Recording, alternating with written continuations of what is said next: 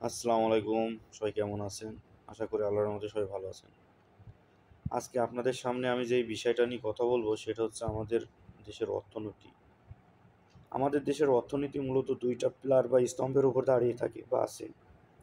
১ম টা হচ্ছে আমাদের গার্মেন্টস সেক্টর এবং ২য় টা হচ্ছে আমাদের প্রবাসী আয়, বৈদেশিক মুদ্রা। আসলে আমি এটা প্রধানত বলতে চাচ্ছি যে আমাদের যে ফরেন রেমিটেন্স বলেন, ফরেন কারেন্সি বলেন, এটা আসার ২ টাই প্রধান স্তম্ভ। আমাদের অর্থনীতির স্তম্ভ আমরা বললে ভুল হবে না এইটা। এখন গার্মেন্টস সেক্টর নিয়ে যদি কথা বলি তাহলে গার্মেন্টস সেক্টর সেই ৯০ দশক থেকে শুরু করে মানে যুদ্ধের পরপর থেকে শুরু করে আমাদের সবথেকে বড় শিল্প। আর এটা আমরা খুবই সফল হয়েছি যে বিদেশে রপ্তানি করার থেকে। এখান থেকে প্রচুর পরিমাণে বৈদেশিক মুদ্রা আসে, সবথেকে বেশি পরিমাণ আসে আরকি এই রপ্তানির মাধ্যমে। আর তারপরেই আছে আমাদের প্রবাসী আয়। বাংলাদেশের কয়েক কোটি মনে হয় বাংলাদেশিরা বিদেশে থাকে এবং তাদের প্রেরিত যে রেমিটেন্স সেটাও আমাদের অর্থনীতিতে খুব গুরুত্বপূর্ণ অবদান বা ভূমিকা রাখে। এখন কোনো কারণে যদি এই ২ টা পিলারের যেকোনো একটা যদি সমস্যা হয় বা সমস্যা দেখা দেয়, তাহলে কিন্তু আমাদের অর্থনীতির ব্যাপক ধস নামবে এবং খুবই একটা বাজে প্রভাব পড়বে আমাদের সমগ্র জীবনযাত্রায়। আসলে একটা দেশের ভ্যারাইটি বা অনেক ধরনের উৎস থাকা লাগে, বিকল্প পথ থাকা লাগে। না হলে সে দেশের অর্থনীতি সাস্টেন করে না। কিন্তু আমাদের কিছু করার নাই। আমাদের শিল্প বলতে এখন আমাদের হচ্ছে গার্মেন্টস আর প্রবাসী আয়। এই ২ টার উপরেই আমরা সম্পূর্ণভাবে নির্ভর। আর আমরা যদি এখন গার্মেন্টসের দিকে আসি, তাহলে গার্মেন্টসের কিন্তু আমাদের সবথেকে বড় ক্রেতা হচ্ছে USA, অর্থাৎ আমেরিকা। এই আমেরিকাতে আমাদের গার্মেন্টসের একটা বড় অংশ আমরা এই আমেরিকায় রপ্তানি করি। দেখা গেল রপ্তানির যদি আমরা একক দেশ হিসাবে দেখি তাহলে শীর্ষে আছে আমার আমেরিকা।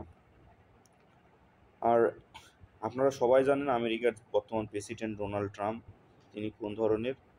তিনি এখন আমেরিকা ফার্স্ট নীতিতে আছে এবং তিনি ট্রেড নিয়ে, বাণিজ্য নিয়ে এক ধরনের পৃথিবীর সকল দেশের সাথে যুদ্ধ একটা ভাবে সৃষ্টি করেছে।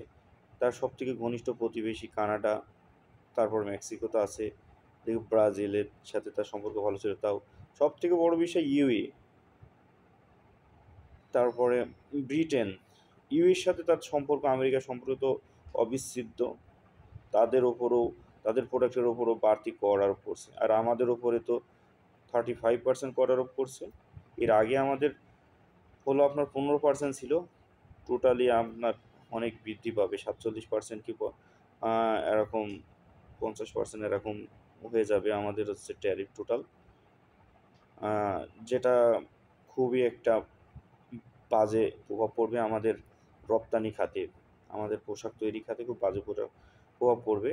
আমাদের দেশে পোশাক শিল্প গড়ে ওঠার প্রধান কারণ তো সবাই প্রায় জানেন, যে স্বল্প মূল্যের যে মজুরি পাওয়া যায়, অর্থাৎ গার্মেন্টস কর্মীরা আমরা যাদের স্যালারি দিই এটা লো, যেটা উন্নত দেশ বা অন্য দেশে পাওয়া সম্ভব না। এখন আমাদের আমাদের শিল্প কারখানার আসলে আমরা যে অল্প টাকায় প্রোডাক্ট বানাই দিই এটা অন্য কোনো দেশের পক্ষে সম্ভব না।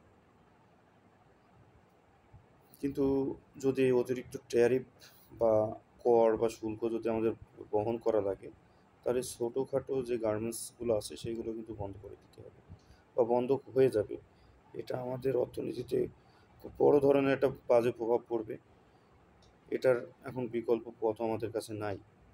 যেটা দেখতে হবে আসলে একটা দেশের যদি অনেকগুলো উৎস না থাকে তাহলে এই ভয়টা থেকেই যায়, যে একটার উপর বা ২ টার উপর নির্ভর থাকলে যদি ক্ষতিগ্রস্ত হয় তাহলে দেশের অর্থনীতি খুব বাজেভাবে প্রভাব পড়ে, যেটা আমাদের পড়ার সম্ভাবনা খুব বেশি।